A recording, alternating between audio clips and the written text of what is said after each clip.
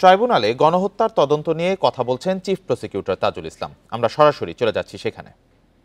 আদালত যেটা বলেছেন যে তাড়াহুড়া করতে গিয়ে তদন্ত রিপোর্ট যাতে কোনো ত্রুটিপূর্ণ না হয় সে ব্যাপারেও খেয়াল রাখবেন। আমরা এটা কোর্টকে জানিয়েছি। মানবতা বিরোধী অপরাধ হচ্ছে বিশ্বের সবচাইতে বড় অপরাধ এবং এটার তদন্ত প্রক্রিয়া বিশ্বের সবচাইতে জটিল এবং কমপ্লেক্স। এই কারণে এটাকে যথাযথ প্রক্রিয়া অনুসরণ করে রিপোর্ট আমরা দেওয়ার চেষ্টা করছি। সেক্ষেত্রে আমাদের তদন্ত সংস্থা এবং প্রসিকিউশন দিনরাত কাজ করছেন। এই ব্যাপারে আমরা আপনাদের মাধ্যমে জাতির কাছে এটা মেসেজটা দিতে চাই যে আমরা দিনরাত কাজ করছি এবং আমরা তদন্তের একটা চূড়ান্ত পর্যায়ে আছি। আশা করছি খুব সহসাই এই রিপোর্টগুলো আমাদের হাতে চলে আসবে। বাকি যে মামলা ছিল ওবায়দুল কাদের সহ বাকি মন্ত্রীদের, তাদের ব্যাপারেও একই প্রেয়ার এবং একই এভিডেন্স কিন্তু এখানে কাজ করবে।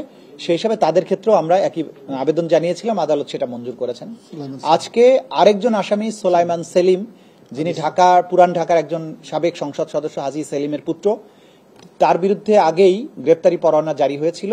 তিনি অন্য মামলায় গ্রেপ্তার হয়ে জেল হাজতে থাকার কারণে এই তথ্য আসার পরে আমরা তাকে আমাদের এই মামলাতে শোন অ্যারেস্ট দেখানোর জন্য এবং প্রোডাকশন ওয়ারেন্ট ইস্যু করার জন্য আবেদন করেছিলাম। তাকেও 20 এপ্রিল আদালতে উপস্থিত করার জন্য নির্দেশ দিয়েছেন। এটা ছিল মোটা দাগে আমাদের কথা। আমরা যেটা আপনাদের মাধ্যমে বলতে চাই যে এই যে আসামি যারা এখানে আছেন তাদের বিরুদ্ধে আমরা যে ধরনের প্রমাণগুলো পাচ্ছি এবং প্রতিনিয়ত এর বাইরে আমরা বিশ্ববিদ্যালয়গুলোতে গণশুনানিতে যাচ্ছি, যাতে করে যে সমস্ত ভিকটিমরা তাদের সুযোগ হয়নি আমাদের কাছ পর্যন্ত পৌঁছার, বিশ্ববিদ্যালয়গুলোতে যখন আমরা গণশুনানিতে যাচ্ছি তখন দেখা যাচ্ছে শত শত ভিকটিম তারা আসছেন। তাদের মোবাইলে যে ধারণকৃত ফার্স্ট হ্যান্ড ইনফরমেশন, যে ভিডিও ক্লিপস, সেগুলো আমাদেরকে তারা দিয়েছেন। তাদের যে উপরে সংগঠিত নিষ্ঠুরতা, সেগুলোর বিবরণ তারা দিয়েছেন।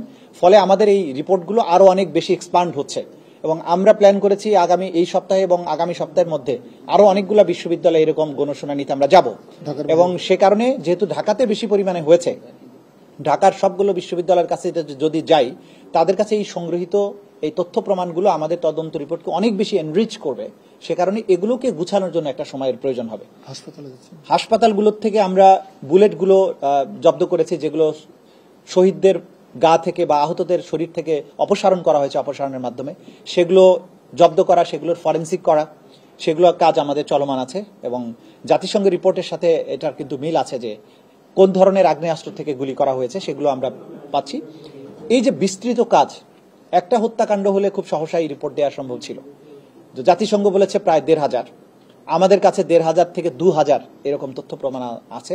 এই পরিমাণ শহীদ এবং বাকি তো আহতের প্রশ্ন আছে। সুতরাং এটা অসম্ভব জটিল এবং কঠিন কাজ, কিন্তু আমরা দিন রাত পরিশ্রম করে এটাকে সফল করতে চাই। আমাদের প্রত্যেকের মধ্যে সেই দৃঢ় প্রতিজ্ঞা আছে। আমরা জাতির কাছে কমিটেড। ইনশাআল্লাহ আমরা খুব দ্রুততম সময়ের মধ্যে এটা কমপ্লিট করতে সক্ষম হব। আপনি কোর্টকে বলেছিলেন যে আগামী মাসে আপনারা রিপোর্টটা পেয়ে যাবেন, এটা কি বলেছিলেন? গণহত্যা তদন্ত নিয়ে ট্রাইব্যুনালে কথা বলছিলেন চিফ প্রসিকিউটর তাজুল ইসলাম। সরাসরি ছিলাম তার বক্তব্যে।